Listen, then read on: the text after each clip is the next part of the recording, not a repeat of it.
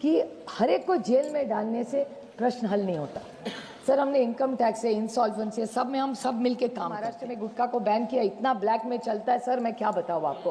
कल मैं बोल चुकी हूँ उसके ऊपर, और किसी भी आज देश में किसी के राज्य में खिलाफ में नहीं बोल रही हूँ, न होम मिनिस्ट्री के। वास्तव है आज महंगाई सर बढ़ रही है। आप अगर भाजी मंड घर जाए तो भाभी को पूछेंगे तो भाभी आपको बता देगी कितनी महंगाई बढ़ रही है। तो इस बारे में आप जरूर सोचिए। श्रीमती सुप्रिया सुरे। Sir, thank you very much. Sir, I want to speak on this today. Thank you for giving me the permission to speak on the Health and Security, National Security Cess Bill 2025, sir. Sir, I appreciate the reason of bringing the bill. I won't say I object to the bill.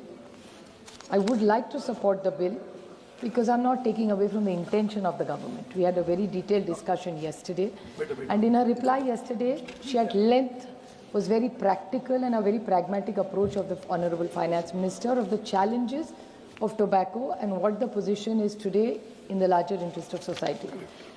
But my first question to the Honorable Finance Minister is why in the form of cess? Just yesterday in a reply, sir, you were present there. She talked about taxation at length, and we have no objection to any of taxation. इससे सरकार चलेगी कैसे अगर जब tax नहीं collect होगा तो. And we are happy to pay tax on these demerit goods. But why in the form of cess specifically for this? And the other question I would seek I hope she indulges us in a clarification. My very learned friend who spoke extraordinarily well today is Sumati. She also asked the same question, is that if this cess ever has to be doubled, they don't need to bring it back to Parliament. We are not against it. We will support any such thing if you want to increase taxes on any good which is not good for society at large. We will support the government. GST अच्छा bill आप लाए, हम आपके साथ खड़े रहे.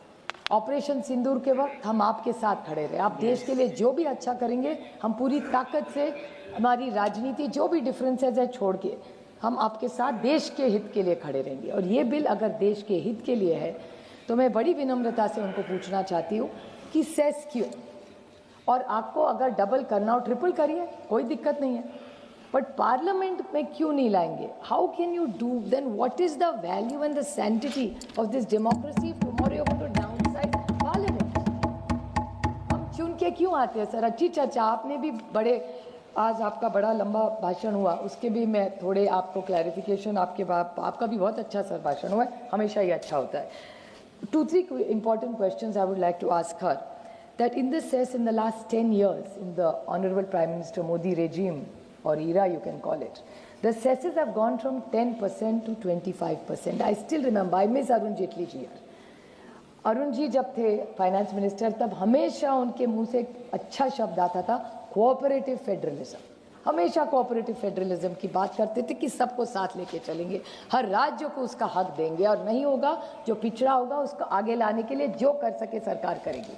लेकिन आज 5-7 साल से मैं देख रही हूँ इस सरकार की नीयत थोड़ी सी पॉलिसी लेवल पे बोलिए, नीयत नहीं बोलना चाहिए, शायद पॉलिसी बोलना चाहिए, उसमें थोड़ा बदलाव आ गया कि सेस पे ज़्यादा आप जा रहे हैं.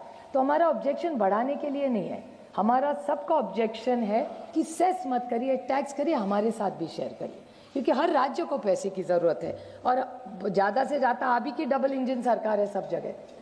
तो फिर दिक्कत क्या है? फिर सेस क्यों है? ज़्यादा तो आप डबल इंजन सरकार चलाते हैं देश में, तो फिर राज्यों को देने में दिक्कत क्या है? यही हमारी सबकी मांग है.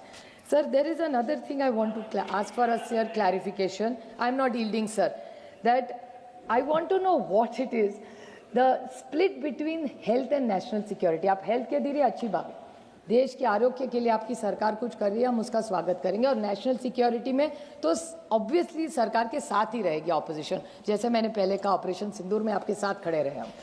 लेकिन ये स्प्लिट क्या होगा, इसके बारे में भी कोई क्लैरिफिकेशन सर आया नहीं है. तो अगर उनके रिप्लाई में ये कह सके तो अच्छी बात होगी.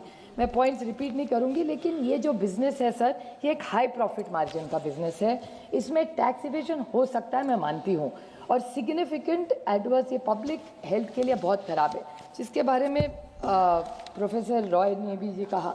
लेकिन मेरी बड़ी विनम्रता से सरकार को विनती है कि हर एक को जेल में डालने से प्रश्न हल नहीं होता. सर, हमने इनकम टैक्स है, इंसॉल्वेंसी है, सब में हम सब मिलके काम करते हैं, और हमारी कोशिश रहेगी कि अगर आप आदमी को जेल में डालो, उससे क्या हाल होगा? ये जो इंस्पेक्टर राज बढ़े जा रहा है, उससे वो हैरेसमेंट ही होगा।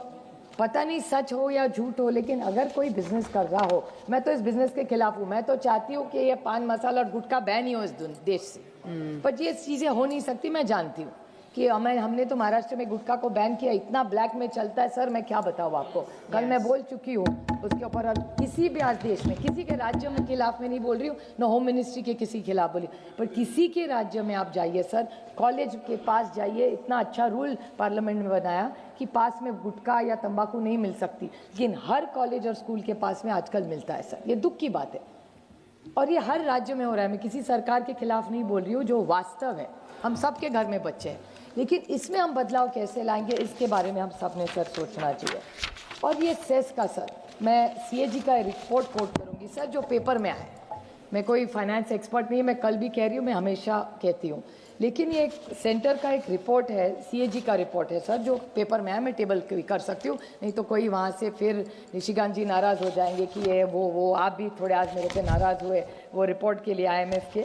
लेकिन जो मैं पेपर में पढ़ती हूँ सर, थोड़ा पढ़ लेती हूँ, उसी से आपको बोलना चाहती हूँ कि जो हेल्थ सेस है और एजुकेशन सेस है, मैंने बहुत बार जब बजट पे भी बोली हूँ सर, बहुत बार मैंने इनसे पूछा है कि ये सेस कलेक्ट करते हैं आप, वो कलेक्शन, वो पैसा सचमुच वहाँ जाता है क्या? और सीएजी का रिपोर्ट कहता है, सर मैं विपक्ष में हूँ इसीलिए सिर्फ टिका नहीं कर रही हूँ, लेकिन सीएजी रिपोर्ट कह रही है कि health cess, education cess, investor education and protection fund and monetisation of national highway fund, ये सारा जो पैसा कलेक्ट हुआ है और जिसके लिए कलेक्ट हुआ है उसमें पूरा नहीं खर्च किया हुआ है सर। तो ये सीएजी की रिपोर्ट है। तो मैं फाइनेंस मिनिस्टर जी से जवाब मांग रही हूँ कि उसका पक्का क्या हुआ, पैसा कहाँ गया? अगर सीएजी की रिपोर्ट कह रही है नहीं गया, तो पैसा गया कहाँ?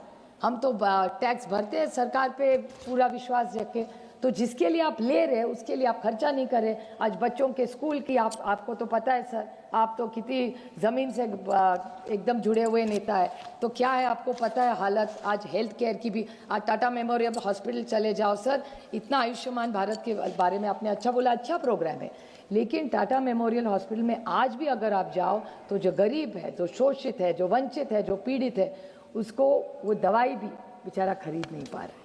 सरकार कोशिश कर रही है, मैं नहीं कह रही हूँ सरकार कोशिश नहीं कर रही है, लेकिन जितना करना चाहिए उतना नहीं हो रहा है। अभी साइंस टेक्नोलॉजी कमेटी लेके हम लोग गए थे, विजिट किया है जी, और काफ़ी वहाँ पे सजेशन दिया है, कोशिश हो रही है सर, मैं कह रही हूँ। और सर फिर दूसरा एक इशू है जो फिर भी पेपर में है, मैं टेबल भी कर सकती हूँ वो पेपर, कि centre has not transferred 3.6 lakh collection, this is what the CAG report for the oil industry. एक मैं उदाहरण में आपको से बोल रही हूँ सर, अगर ये ऑयल इंडस्ट्री के लिए अभी पैसा सबसे ज़्यादा हमें कहाँ जाता है सर?